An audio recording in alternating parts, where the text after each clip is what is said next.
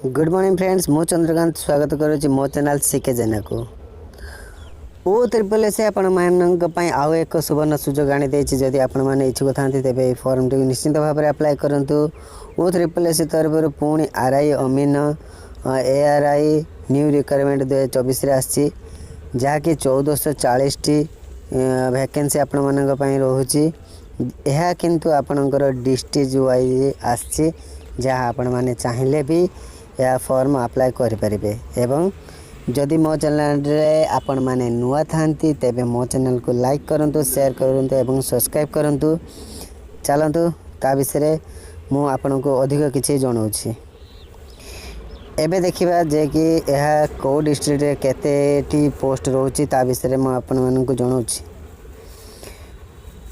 प्रथमे तो आपण माने देखंतु जे कि ओ ट्रिपल एस तरफ रो पुणी एबे आरआई अमीन बाहर थिला बेले पुणी ओ ट्रिपल एस तरफ पुणी एआरआई आरआई अमीन सब देइछि। जदि आपण माने अप्लाई करिया पे चाहंती ना who can apply all India all Odisha candidate apply करि परिबे। बोथ मेल एवं फीमेल अप्लाई करि परिबे। रेवेन्यू इंस्पेक्टर जे कि 256 पोस्ट रोची, सॉरी 96 पोस्ट रोची आपनकर। ARY 569 post रोची। अमीन आपनकर रोची 546 पोस्ट।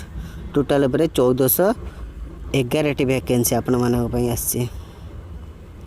एजुकेशन क्वालिफिकेशन देखिया पई गले आपनकर आरआई पई रहबो बैचलर डिग्री, आपनकर एआर पई रहबो एआरआई पई रहबो आपन +2 रहबो।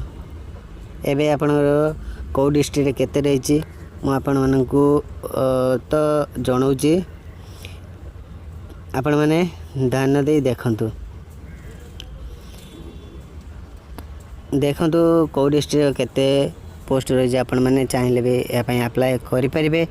जदि आपण माने जदि मो चैनल रे एमिति भलो भलो नोटिफिकेशन पाइबा पई चाहंती बा चाहुचंती तेबे मो चैनल को लाइक करंतु एवं सब्सक्राइब करंतु एवं बेल आइकन को दबांतु। रहुची नमस्कार।